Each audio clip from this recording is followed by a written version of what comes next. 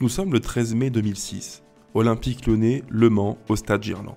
Ambiance des grands soirs, l'OL s'apprête à fêter son 5e titre consécutif. Après une saison aboutie, les Lyonnais, emmenés par le regretté Gérard Rouillet, ne feront qu'une bouchée de leur proie du soir.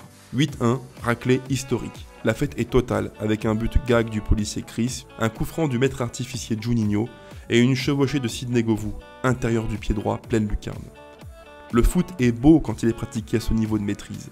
Ce soir-là, l'OL de Juninho, Chris, Thiago, Diarra, Coupé rendait fier tout un peuple habitué, mais jamais lassé de la victoire.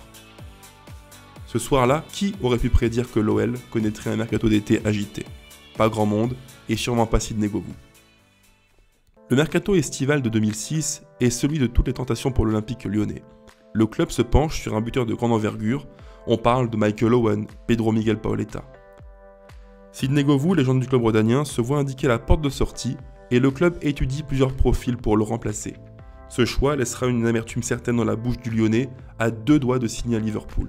Il dira quelques années plus tard « Des gens ne voulaient pas. Qui? Gérard Rouillet.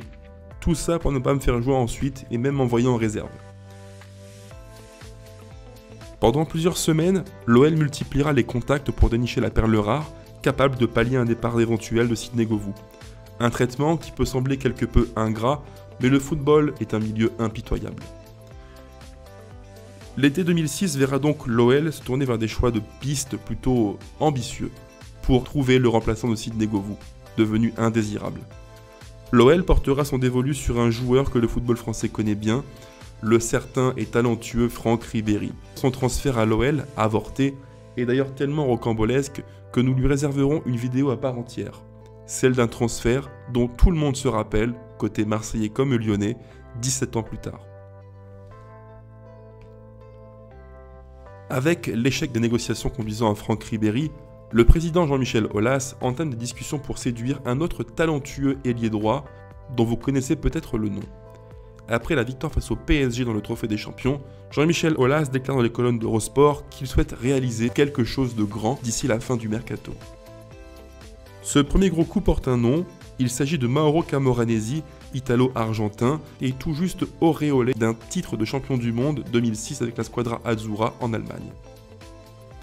Selon Marca, quotidien espagnol, le milieu de la Juventus Turin est prêt à saisir la justice pour rompre son contrat. Cette saison-là, le scandale du Calciopoli éclate et le club Juventini se voit lourdement sanctionné. La Juventus évoluera bel et bien en Série B la saison suivante. Selon l'agent de Camoranesi, un accord avec l'OL est d'ores et déjà trouvé sur un transfert avoisinant les 4,7 millions d'euros pour une durée de 3 ans. Cette idée ne plaira pas du tout à Deschamps, fraîchement nommé entraîneur des Bianconeri. Hormis Patrick Vieira, la Juve ne souhaite accorder aucun bon de sortie pour revenir le plus vite possible en Serie A. La réponse de Camoranesi ne se fera pas attendre, Deschamps parle beaucoup, mais ce qu'il dit ne m'intéresse pas. Cette année-là, l'Italo-Argentin évoluera bien en Série B et contribuera à faire remonter son club dans l'élite italienne. Camoranesi dira quelques années plus tard, une fois la retraite prise, « J'ai failli être transféré à l'Olympique lyonnais, mais les dirigeants de la Juve m'ont convaincu de rester. Au final, ce fut la bonne décision. » Après l'échec cuisant des pistes de Ribéry et Camoranesi, le club du président Aulas jette ses dernières forces dans la bataille. L'OL jette son dévolu sur une étoile montante du football portugais, le fantasque Quaresma. C'est une idée ambitieuse car le joueur est réputé pour sa technique déroutante et son célèbre extérieur du pied droit, la trivella. Très vite, l'OL se heurte à une problématique de taille. Le FC Porto sera intransigeant sur la valeur du joueur, c'est 30 millions d'euros, pas moins. L'OL ne paraît ni prêt ni en mesure de faire une telle folie pour s'arracher les services d'un joueur, certes spectaculaire, mais dont l'Europe se rappelle l'échec fracassant au FC Barcelone. Les deux clubs, Porto et l'OL, n'iront pas plus loin.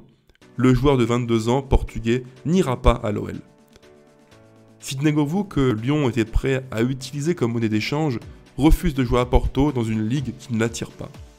Malgré l'intérêt de plusieurs clubs, notamment anglais, le Français peine à trouver un club. Plus que jamais, dans ce mercato 2006, le destin de l'ailier droit tant désiré à l'OL est lié à celui de Govou. Ribéry, échec. Camoranesi, échec. Quaresma, échec. En toute fin du mercato, l'OL tentera le coup sur Simão Sabrosa, le portugais du Benfica Lisbonne, puis sur Joaquin, le virevoltant ailier espagnol. Néanmoins, face au refus essuyé par les dirigeants, Govou sera réintégré au groupe pro sur demande du coach Gérard Rouillet, qui le présentera au vestiaire comme la recrue tant attendue.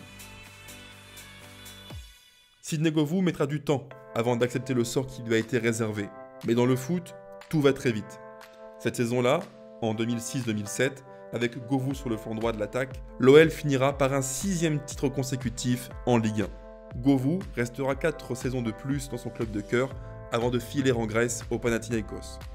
L'histoire montre aux passionnés de foot que la réussite d'un transfert tient souvent à peu de choses. Un indésirable peut devenir en quelques matchs, en quelques semaines, un joueur indiscutable.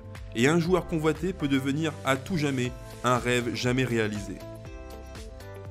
Ribéry, Camoranesi, Quaresma, Simão ou encore Joaquin, voilà autant d'histoires, autant de rendez-vous manqués par l'Olympique lyonnais.